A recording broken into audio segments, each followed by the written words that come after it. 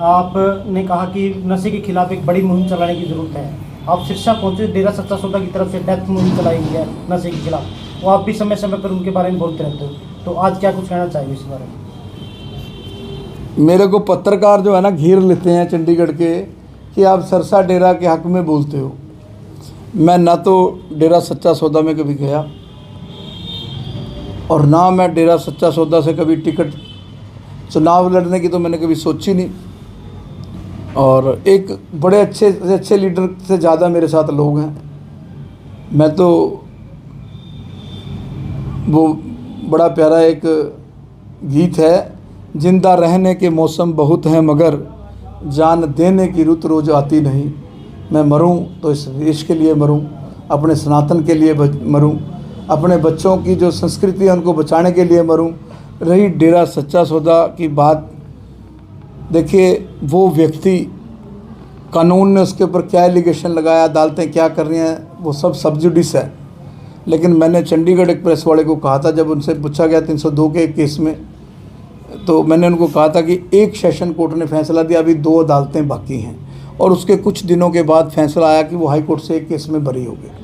अभी भी उनके केस हाई कोर्ट में लगे हुए हैं, उस पर तो मैं कुछ बोलूँगा नहीं और मुझे कुछ बोलना भी नहीं चाहिए।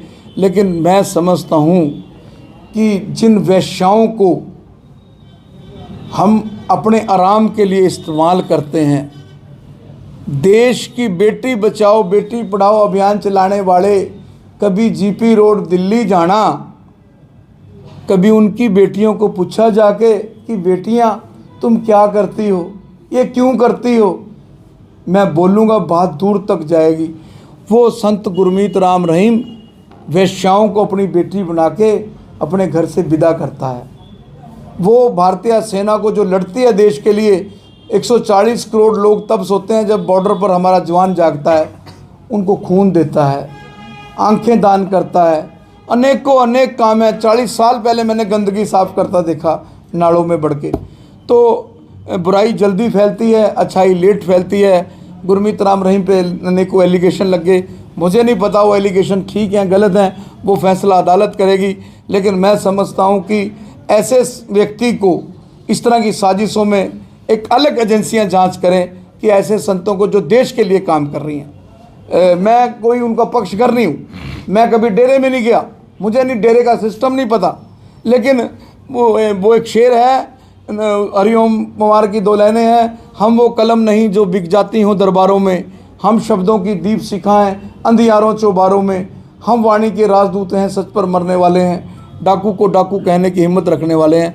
मेरे पिताजी कहा करते थे, पंडित राम मूर्ति शर्मा, 2 बार कोई नहीं मरा, 1 बार मरता है। भगत सिंह भी 1 बार मरा, सुभाष चंद्र बोस भी 1 बार मरा, चंद्रशेखर आज़ाद भी 1 बार मरा। मैं भी 1 ही बार मरने के मूड में हूँ, 2 बार मरने के मूड में नहीं हूँ, और जलीलत होकर मरने के मूड में नहीं हूँ। दाल फुल्का खाना है, लेकिन जब तक जीऊँगा देश की बात करूँगा, अपने समाज को जीवित करूँगा, अपने ब्राह्मण समाज को जीवित करूँगा। जिस समाज में भगवान ने मुझे जन्म दे के भेजा है, उस समाज को मजबूत करूँगा, उस समाज का झंडा बुलंद करूँगा।